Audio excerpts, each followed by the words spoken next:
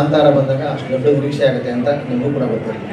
ಇವತ್ತು ಕಾಂತಾರ ಅಧ್ಯಾಯ 1 ಮಾಡ್ಬೇಕಾದ್ರೆ ಆ ನಿರೀಕ್ಷೆಯನ್ನು ಮೀರಿ ಮತ್ತೆ ಒಂದು ದೊಡ್ಡ ಹಿಟ್ ಕೊಡಬೇಕು ಅನ್ನೋ ಜವಾಬ್ದಾರಿ ನಿಮ್ಮಲ್ಲಿದೆ. ಅದು ನಿಟ್ಟಿನಲ್ಲಿ ಯಾವ ರೀತಿ ಇರುತ್ತೆ ತಯಾರಿ? ಮಂಜಣ್ಣ ನನ್ನ ಫಸ್ಟ್ ಪ್ರೆಸ್ ಮೀಟಿಂದ ನೋಡ್ತಾ ಇದ್ದೀರ, ಅವತ್ತಿಂದ ಹೇಳಿದ್ದ 2 ವಿಷಯ. ನಾನು ಎಕ್ಸೈಟ್ಮೆಂಟು ಎಕ್ಸ್ಪೆಕ್ಟೇಷನ್ ಎರಡೂ ಇರಲ್ಲ ನನಗೆ. ನನ್ನ ಕೆಲಸ ಕಂಟೆಂಟ್, ಒಂದು ಡೇಟ್ ಕೊಡ್ತಾರೆ ಪ್ರೊಡ್ಯೂಸರ್, ಆ ಡೇಟಿಗೆ ನಾವೆಲ್ಲ ಅಪ್ಲೋಡ್ ಮಾಡಬೇಕು. ಅದಕ್ಕೆ ನನ್ನ ಇಡೀ ತಂಡ ಇವತ್ತು 38 hours 48 hours ಹೀಗೆ ನಿದ್ದೆ ಬಿಟ್ಕೊಂಡು ಕೆಲಸ ಮಾಡ್ತಾ ಇದ್ದಾರೆ ಕಂಟಿನ್ಯೂಸ್ ಆಗಿ.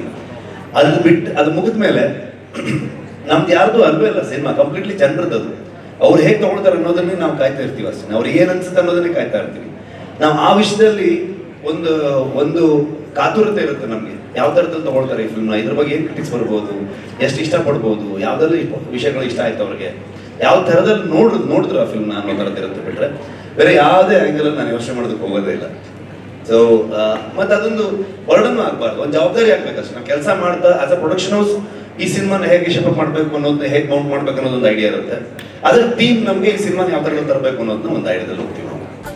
ನ್ಯೂಸ್ ಅಲರ್ಟ್, ನಿಮ್ಮಿಂದ ನಿಮಗಾಗಿ.